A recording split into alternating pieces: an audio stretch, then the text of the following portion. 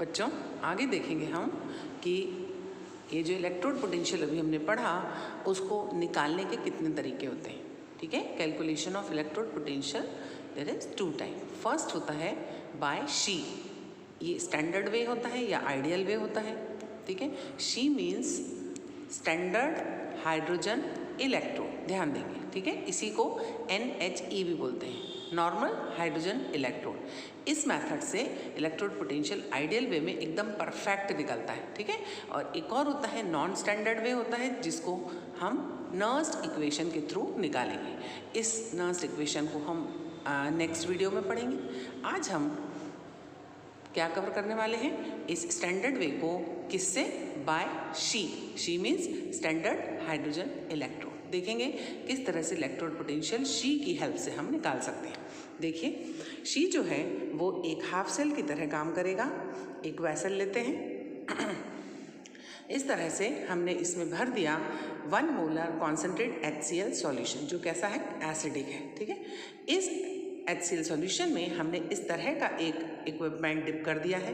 ये कैसा है देखेंगे, यहाँ से एक प्लैटिनम की वायर है, ये कोटेड किससे है, ग्लास से कोटेड है, और यहाँ पे ग्लास का ही एक इस शेप का एक हुड है, जो ये प्लैटिनम वायर इस तरह से कवर है और नीचे से ही ओपन है। ठीक है, ये प्लैटिनम वायर एंड में किससे अटैच है, प्लैटिनम ब्लैक प्लेट से। क्लियर, इसमें हमने भर दिया है HCl का सॉल्यूशन, जो कॉन्सेंट्रेट है और 1 मोलर उसकी अपना मेज़रमेंट है। ठीक है, ये हो गया इसका कंस्ट्रक्शन। इसके बाद हम देखेंगे ये जो ऊपर जो एक डिलीवरी ट्यूब देख रहे हो, यहाँ से हाइड्रोजन गैस पास भी की जा सकती है और निकल भी सकती है। ये 2 तरीक़ों से काम करेगा।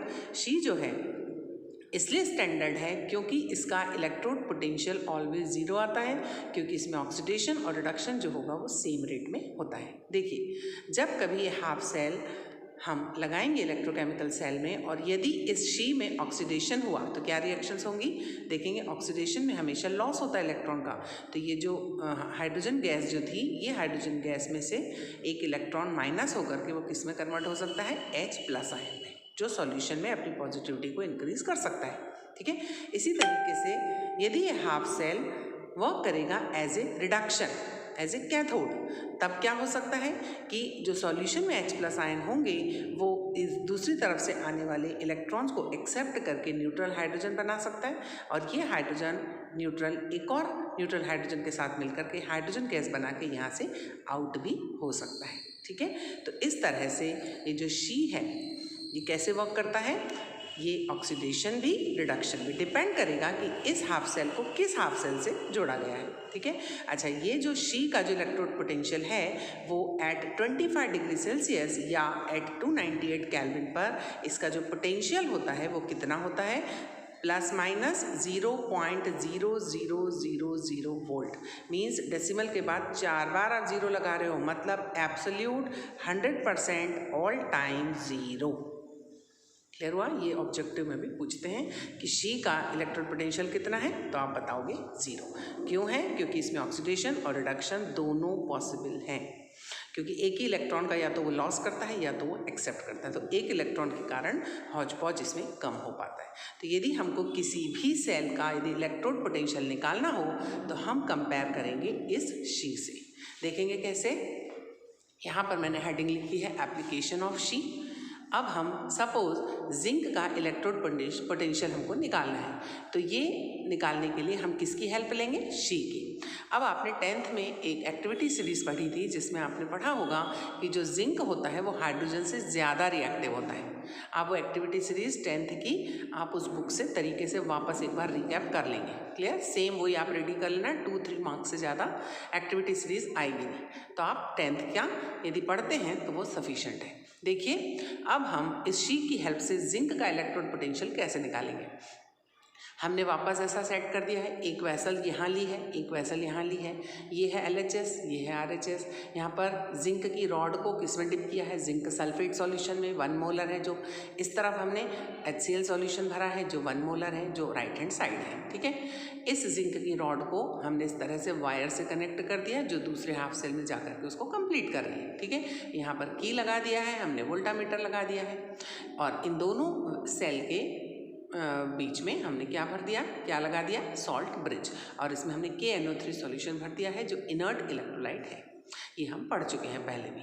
अच्छा, अब देखिए अब क्या होगा कि जब हम इस तरह से इस दोनों हाफ सेल को आपस में ज्वाइन करके जब फुल सेल बनाते हैं तो हम देखते हैं कि इसमें केमिकल रिएक्शन स्टार्ट हो जाती है और वो कन्वर्ट होगी इलेक्ट्रिकल एनर्जी में। ठीक है, देखिए जिंक में से 2 इलेक्ट्रॉन निकल करके वो किस में आते हैं, जिंक प्लस प्लस के वे में सॉल्यूशन में आएंगे, और इलेक्ट्रॉन जो होंगे वो इस वायर से होते हुए कहाँ आएंगे, दूसरी तरफ आएंगे, और ये शी जो होगा उन इलेक्ट्रॉन को एक्सेप्ट करेगा, हाइड्रोजन गैस कन्वर्ट करेगा बना के, और जो यहाँ से निकलती चली जाएगी।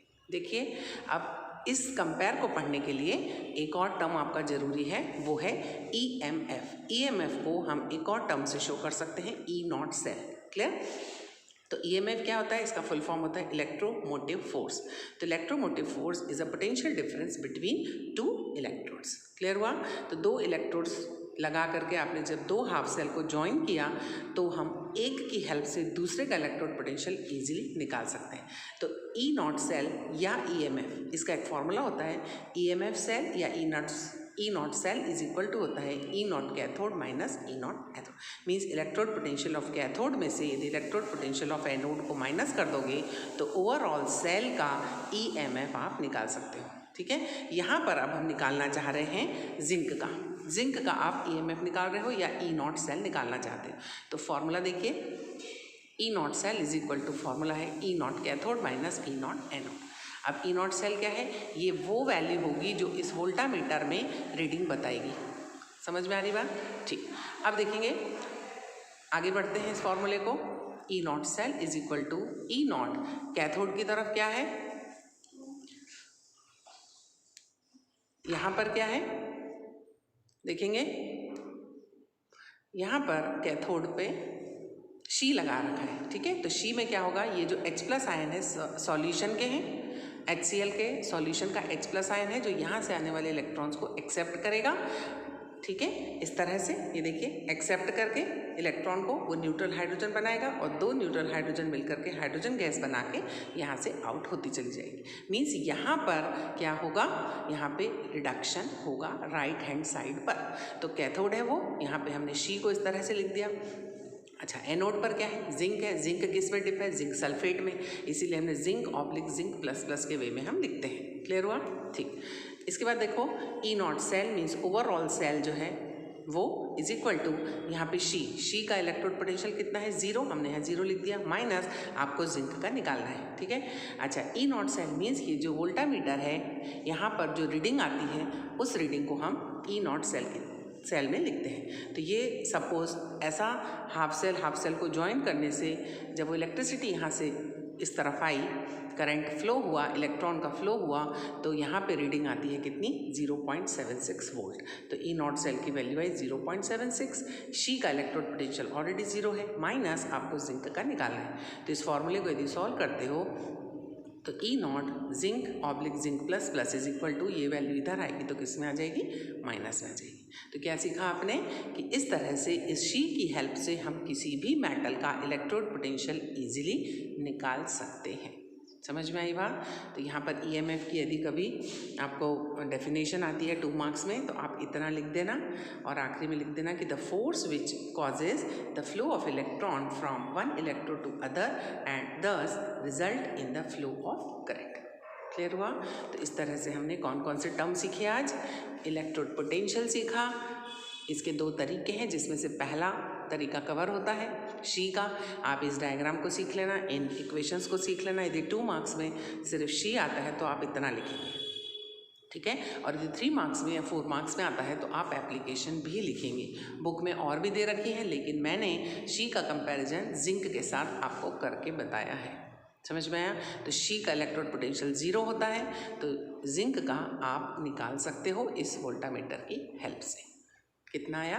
-0.76 वोल्ट।